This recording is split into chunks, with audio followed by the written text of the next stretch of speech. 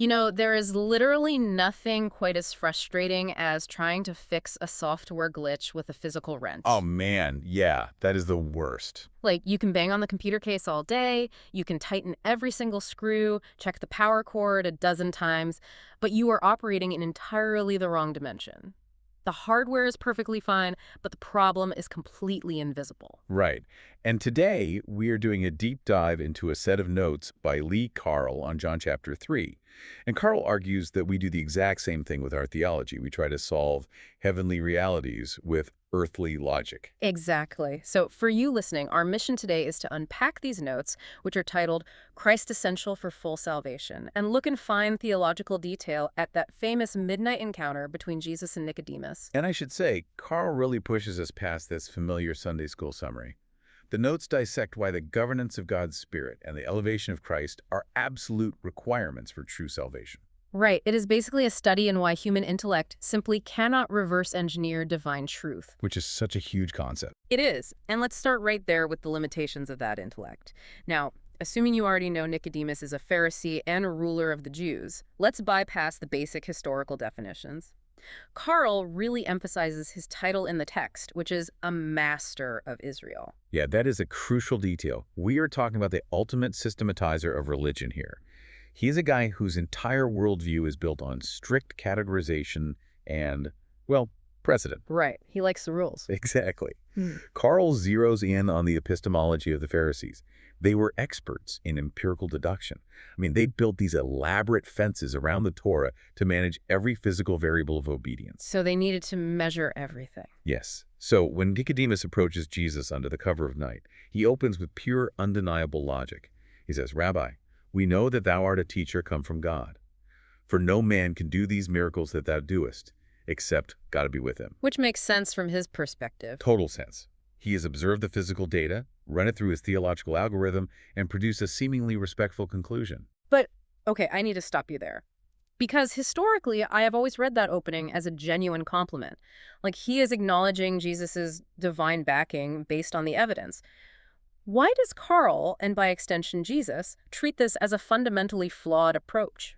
Well, because evaluating spiritual authority solely through physical, earthly metrics is a massive category error. Carl points out that Nicodemus expects a theological debate based on shared academic parameters. Oh, like he wants to talk shop. Exactly. But notice that Jesus does not even acknowledge the compliment.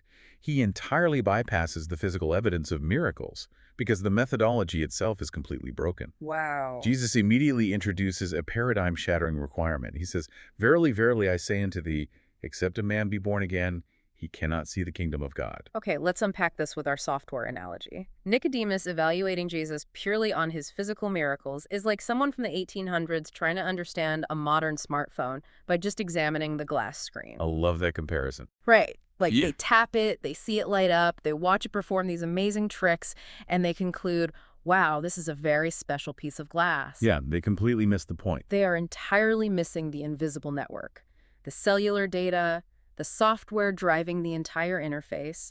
They are trying to comprehend something massive through a microscopic physical lens. And Carl argues that Nicodemus's immediate reaction proves just how trapped he is in that physical lens.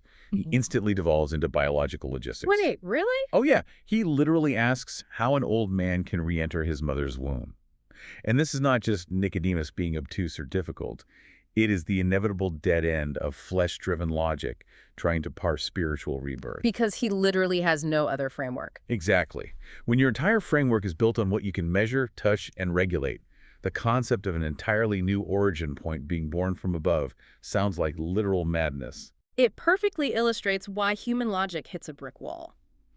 So, if the intellectual wrench cannot fix the spiritual software, how does Carl's analysis bridge that gap? I mean, Jesus does not just leave Nicodemus hanging in his biological confusion, right? No, he doesn't. He actually begins explaining the mechanics of how this spiritual network operates. Yeah. And the mechanics revolve entirely around the concept of governance and absolute separation. Okay, what does he say?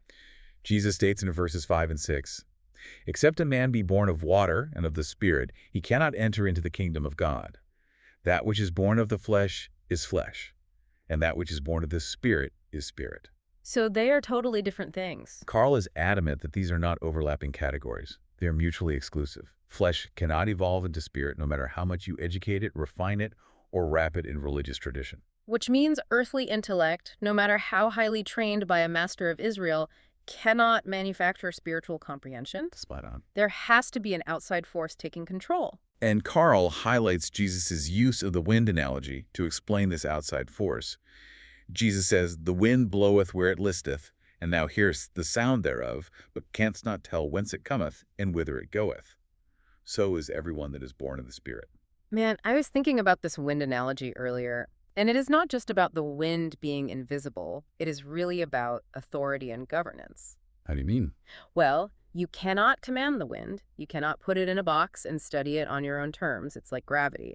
But if you want a ship to actually move across the ocean, you have to completely surrender your sails to its governance. You align yourself to its power, or you remain stranded. That is a brilliant way to put it. Carl frames this as the ultimate affront to the Pharisaical system. A religious structure built on controlling every single variable is suddenly being told by Jesus that salvation operates entirely outside human management. That had to be so insulting to a guy like Nicodemus. Oh, totally. And Jesus actually chides the theological system that ignores this invisible reality. He asks Nicodemus, "Art thou a master of Israel, and know it's not these things?" Ouch. Right. How can someone who claims to be the expert on God not recognize the sovereign, unmanageable workings of God's Spirit? And then Jesus pushes the knife in a bit deeper, saying, "If I have told you earthly things, and ye believe not, how shall ye believe if I tell you of heavenly things?" Because without the governance of the Spirit, meaning without the Spirit actually directing and enabling the human mind, heavenly realities will always sound like biological impossibilities. Carl's notes make it clear that comprehension itself is a spiritual gift, not an intellectual achievement. Okay, so once Carl establishes that the Spirit must govern our comprehension, we have to look at what exactly we are supposed to be comprehending. Right, the object of it all. Exactly. This moves us from the mechanism of understanding to the central object of salvation. And Jesus brings up a very specific, almost disturbing historical event to explain his own purpose here. He does. He references Moses lifting up the bronze serpent in the wilderness. The Israelites were dying from venomous snake bites, and Moses was instructed to put a bronze serpent on a pole. Anyone who looked at it would live. Just by looking at it. Just looking. And Jesus maps this directly onto himself. He says, "And as Moses lifted up the serpent in the wilderness, even so must the Son of Man be lifted up, that whosoever believeth in him should not perish, but have eternal life." Carl's notes focus heavily on this concept of the elevation of Christ. It is an exclusive focal point. Yeah, very exclusive. Just as looking at that elevated serpent was the single exclusive remedy for the Israelites, the spiritual and literal elevation of Christ on the cross is the single requirement for salvation. The exclusivity is exactly the point. Yeah. Carl emphasizes that God gave his only begotten Son so that whoever believes in him will have everlasting life. The salvation is total, but it is entirely dependent on recognizing and trusting in that specific elevation. Wait, I need to stop you there. This is where Carl's notes delve into something that feels like a massive contradiction to me. Okay, let's hear it. We all know verse 17, right? "For God sent not his Son into the world to condemn the world, but that the world through him might be saved." But literally 2 sentences later, the text is talking about people being condemned. Right, I see where you're going. If the stated mission is rescue, not condemnation, how does Carl reconcile the immediate reality of people being condemned? Well, Carl reconciles it by pointing out that the text redefines what condemnation actually is. Our earthly logic assumes condemnation is an arbitrary, punitive lightning bolt thrown down from an angry God. Yeah, that's definitely the common perception. But verse 19 strips away that assumption. It states, and this is the condemnation, that light is come into the world, and men love darkness rather than light because their deeds were evil. Oh, wow. So the condemnation is not the lightning bolt. The condemnation is the human reaction to the light. It is completely self-inflicted. Yes. Carl's notes articulate this brilliantly. The light, which is Christ, has arrived. But the natural, flesh-driven human response is to actively hate the light. Why, though? Just out of spite. The text says they avoid the light lest his deeds should be reproved or exposed. The condemnation is simply the reality of choosing to remain in the dark because you prefer your own system over divine exposure. That is deeply psychological. And if we look at the context of the Pharisees, their evil deeds weren't necessarily robbing banks or committing murder, right? No, not at all. Their deeds were their self-righteous religious systems. They had built this massive structure of personal merit, and they preferred the darkness where they looked like masters, rather than stepping into the blinding light of Christ that would reveal their system as completely hollow. Exactly. And the contrast provided in verse 21 highlights the alternative, spirit-governed reaction. It says, "But he that doeth truth cometh to the light, that his deeds may be made manifest, that they are wrought in God." Doing truth. Yes.